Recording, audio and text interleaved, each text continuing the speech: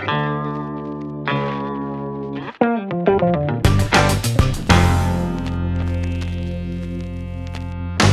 mes ludopathes préférés, on est là pour vous parler de The Fox Experiment, un jeu que je qualifierais de roll and write de luxe, on va sans doute y revenir.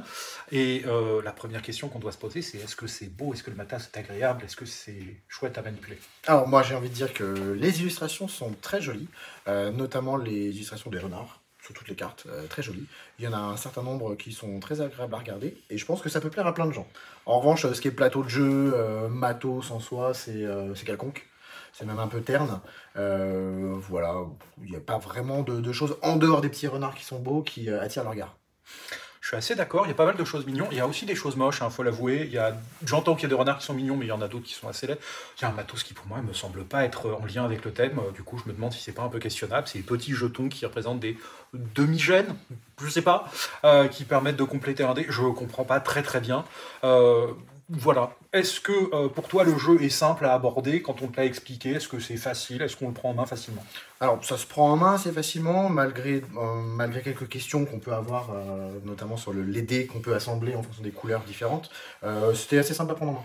Et je pense que 20 minutes d'explication, c'était quelque chose qui a été globalement 20 minutes, c'est ce que tu as fait à chaque fois que tu l'expliquais? C'est ça. Ouais. Oui.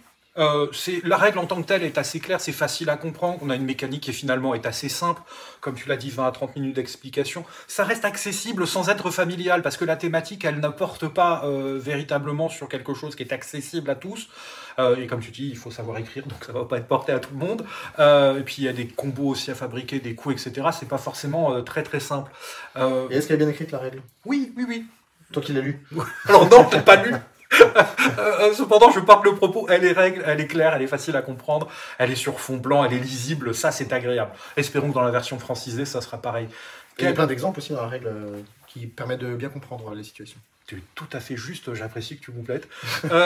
Quelle sensation tu as eu en y jouant à ce jeu? Bah, contrairement à toi qui disais justement que tu avais la sensation d'un roll and write, j'ai pas eu la sensation d'un roll and write malgré le fait qu'on roule des dés et qu'on écrit derrière, parce qu'il y a quand même un plateau, et pour moi un roll and write c'est plus un jeu qui se joue dans un canapé ou dans un jeu. Enfin, la définition du roll and write pour moi c'est plus ça, on est plutôt sur du jeu un peu light. Là c'est light dans le sens où il n'y a pas beaucoup de règles, mais il faut quand même un plateau, une vue d'ensemble, voir un peu ce que font les autres, même s'il y a peu d'interaction. Il faut quand même voir, poser un endroit où tu vas mettre tous tes renards. Donc c'est plus qu'un roll and write. Pour moi, c'est un roll and write qui joue à table.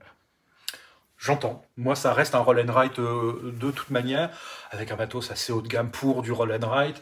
Où est-ce que la partie est un peu fun, où on va rigoler, c'est quand on va donner des petits noms sympathiques de maladies vénériennes à ces petits renards russes, c'est tout rigolo, ou des noms de poisons, c'est assez rigolo. On reste dans un roll and write, je comprends ce que tu veux dire, où est-ce qu'il va y avoir un petit peu plus de matos. Ça reste pour moi du je jette des dés, je construis, c'est très limité finalement. Est-ce que tu veux ajouter quelque chose? Oui, à ça? tu dis roll and write parce que c'est chacun sur son plateau, on est la tête dans son plateau pour essayer d'optimiser ses jets de dés, donc effectivement, il y a la même sensation qu'un roll and write classique, je veux dire. Avec qui tu as envie d'y jouer? Bah, avec personne, après avoir fait une partie, je me suis dit que c'est pas un jeu que je recommanderais. En même temps, parce que c'est un jeu qui s'adresse à tout le monde, donc en même temps à personne. Donc c'est pas un jeu auquel j'ai envie de rejouer, donc je le recommande pas. Je suis assez en phase, j'ai plus trop envie d'y jouer, d'ailleurs il s'en va, il est revendu assez rapidement.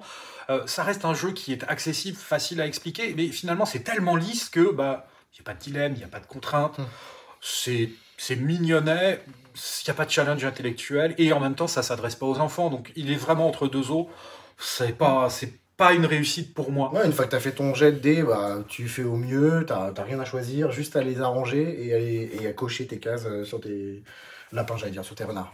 Oui, pareil. C'est ça, ça pourrait être n'importe quoi en fait. Exactement.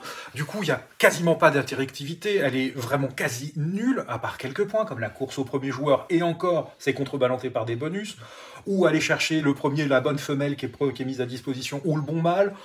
Mais ça sent clairement le game designer ou l'éditeur qui a dit bon, il faut quand même un petit peu d'interactivité pour que les joueurs, donc on va mettre une petite piste sur laquelle on choisit une ressource avant les autres, mais voilà, ça dépasse pas ce niveau-là. Bon, je voulais poser une question idiote, je connais déjà la réponse, est-ce que tu as envie d'y rejouer? Pas du tout.